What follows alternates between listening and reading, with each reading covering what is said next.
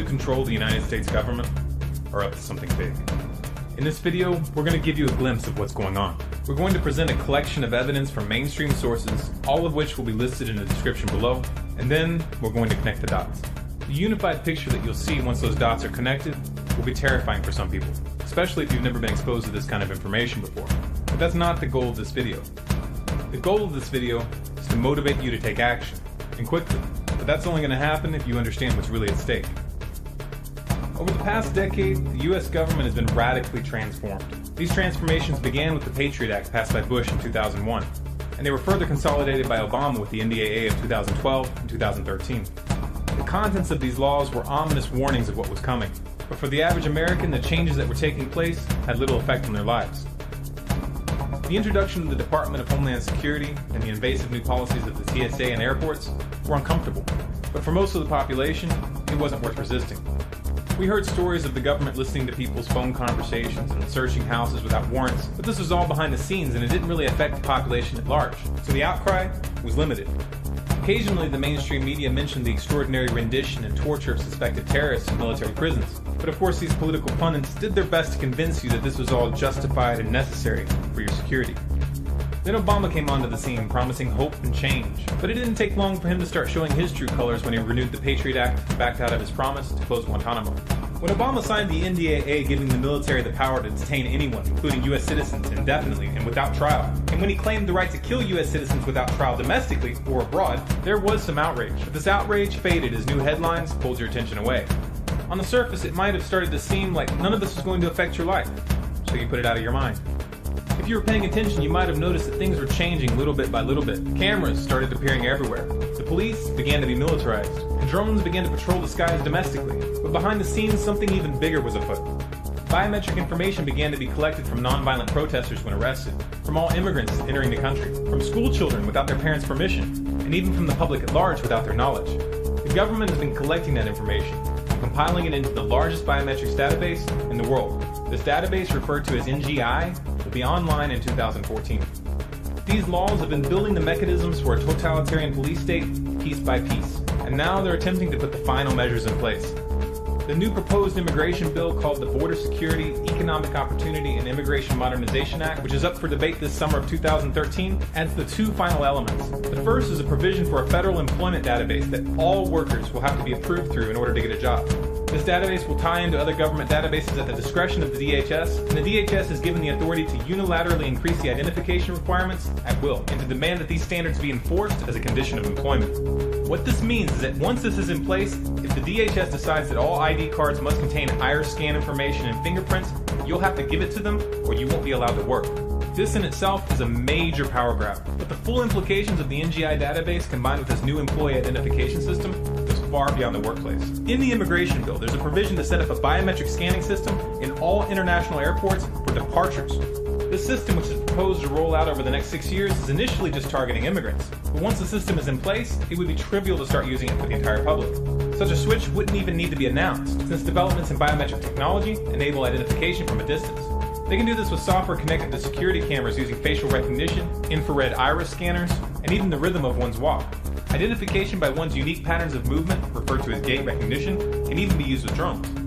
Once the biometrics verification system is set up at all ports of entry and departure, connecting this to the NGI database, existing surveillance cameras, and domestic drones to track the movements of ordinary citizens anywhere and everywhere, including wilderness areas, could happen without any outwardly visible changes, and without any new laws. One of the most significant hallmarks of a police state is the establishment of systems to control who can leave a country. Such systems are often used to prevent political dissidents from escaping. This is often combined with intensive surveillance internally, both of communications and personal activities, and a brutal police force that operates above the law.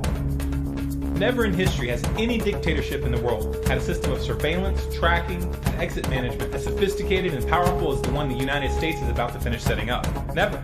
The Soviets had elaborate borders with double barbed wire, minefields, and guard towers, but none of this compares to a border patrolled by high-tech drones linked to the world's largest biometric database, with biometric scanners at every point of entry or departure. If they get this through, they will have truly outdone George Orwell.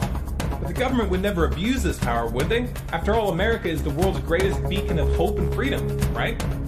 Well, the fact that the US government has already established a massive and secretive no-fly list, and the fact that anti-war activists have already been placed on this list for political reasons, should be considered a warning sign. In its current form, it's already impossible for citizens to find out if their names are on the list, and there's no process for getting your name removed from the list. What happens when the no-fly list becomes the no-leave list? So here's the real question. Do you trust the US government with this power? Do you actually believe that their primary goal is to protect you? If so, you haven't been paying attention. In 2013, we've been given a little glimpse of what's coming to America. In the Dorner case, we had a man accused of murder and condemned by the media as guilty based on a typed manifesto that he had supposedly written, even though there was no real evidence that Dorner had written the manifesto at all. A nationwide manhunt was put into motion. Whole highways were roadblocked and cars were searched. Police moved through neighborhoods searching hundreds of houses without warrants, and drones were said to have been deployed to hunt for him. And in the end, the police intentionally set fire to the building that he was supposedly hiding in, burning the man to death. The police initially denied that they set the fire, but later they were forced to admit that they had, due to a police scanner audio that got out to the public. And they got away with it. No one in the mainstream media or the government even blinked.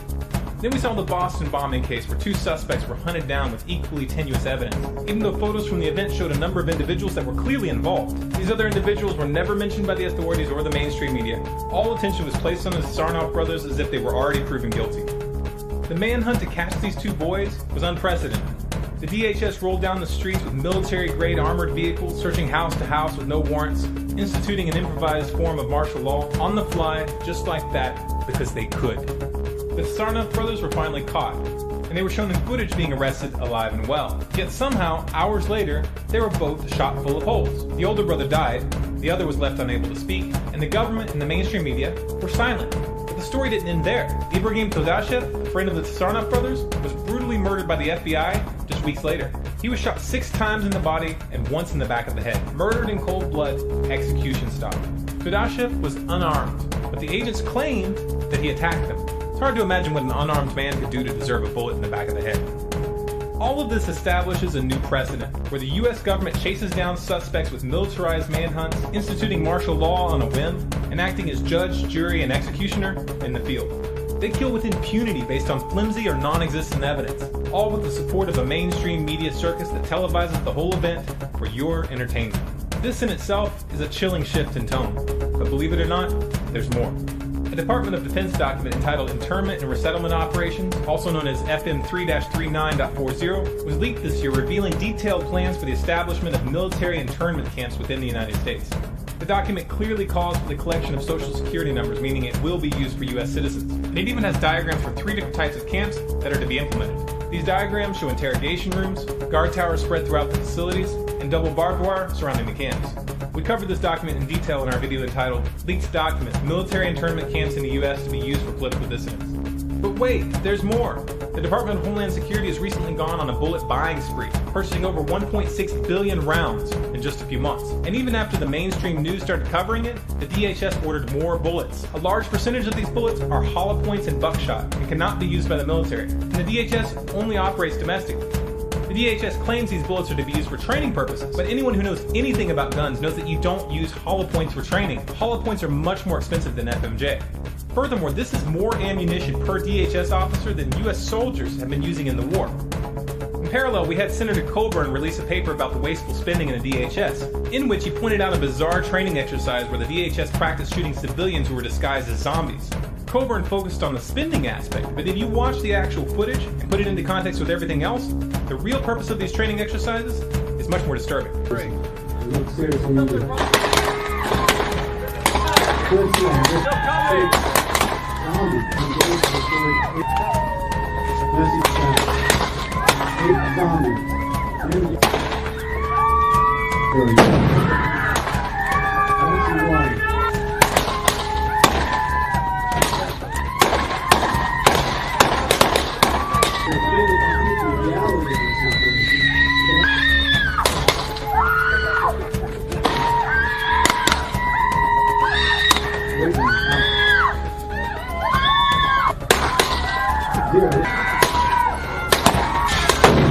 DHS officers are being conditioned to fire on unarmed civilians.